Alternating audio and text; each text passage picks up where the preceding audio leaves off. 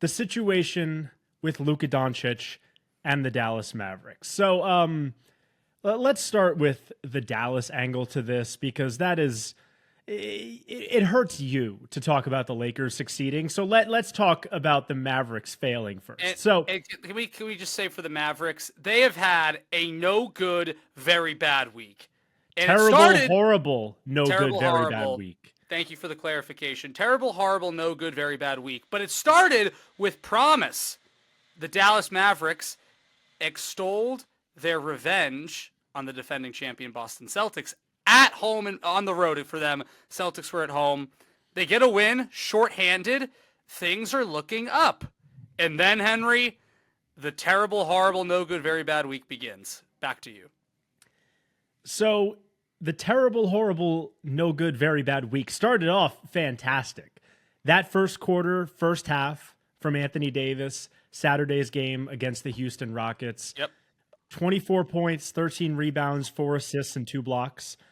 One of the best halves of basketball I think I've ever seen any player play, probably in my entire life watching basketball. I was actually at a cafe doing some writing as I released an article. If you haven't seen the Substack, go check it out, by the way. We'll talk about it later.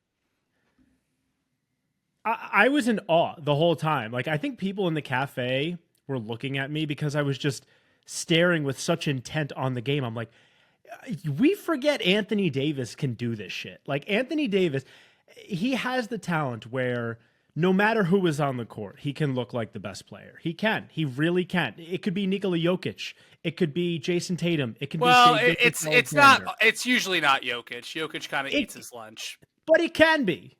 Can is different than is. We did not appreciate how great Anthony Davis was in the first round last year against Denver because they lost in 5. But AD was fantastic in that series. So amazing first half. Starts to slow down in the third quarter. You're like, okay, this isn't going to be an all-time performance. And then groin strain, leaves the game early. Non-contact injury, doesn't take a shot anywhere, just a pull. And next thing you know, he's out. This is a team that is already without, by the way, Derek Lively, who is out for, I believe, at least 2 more months. If he comes back at all, it will be for the very end of the regular season into the playoffs. And let's not forget AD's injury, Henry. Again, that's tough about Lively. He's already out. AD's injury, the reporting was initially that it was minor. And he even said, like, I'm good. I'm fine. He's not fine, folks. He's not fine. And then the dump of all dumps when no one's paying attention. Everyone's just thinking about the Super Bowl and everyone's thinking about football.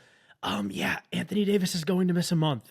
Oh, boy, talk about pouring salt on the wound for the Luka Doncic trade. The big piece you get back in that deal, he might miss half of the eligible regular season games that he could play for your team. That is a terrible look. Terrible look. Terrible look. And then Daniel Gafford goes down. So the Mavericks, already thin in the bigs department, lose Gafford now. Now, before this, I saw Stephen A. on First Take had a take, just punt to next year. And we kind of talked about this, Henry, how Dallas is not in a position where they should be doing that, where they can be doing that, just because they're a bit of an older team now, and doing that it's just not wise. But thinking about it now, you might just have to, because the way things have gone, these people are frustrated. So cut to, they lose to Sacramento, right, by 1 at home. Yeah. Klay Thompson hits what we think is a game-winning shot. Then DeMar DeRozan comes right back, hits the actual game-winning shot. Correct. And this coffin has already been nailed, but they're just driving in extra nails for this Dallas Mavericks week just to... Oh, it's bad. I mean, they literally were ejecting fans at that game. Fans were getting ejected for calling for Nico to get fired. I heard that he moved his seat for security reasons. Like, Mark Cuban's yelling at people to sit the fuck down and shut the fuck up. Like, this is a powder keg about to explode, not to quote Hamilton. But, like, that is what we're looking at in Dallas. And we're going to say it, Boyers Not Ballers. That's fair. You have a right to feel that way. It is a terrible, horrible, no good, very bad week for Dallas, and everything for Dallas that could have gone wrong basically went wrong outside of beating the defending champion Celtics. And then to make matters worse, Henry, you talk about Anthony Davis, the piece you get back, he's out. I thought Luka Doncic's calf thing was worse than we thought. He's back, and he looks good, and the Lakers look good to you. Yeah, it's only been one game. He was on a minutes restriction. It was against the Jazz, and the Jazz are basically playing G League lineups at this point. We're talking Isaiah Collier minutes and Kyle Phillips. They're a bad team. They're a bad team. They're not trying to be competitive.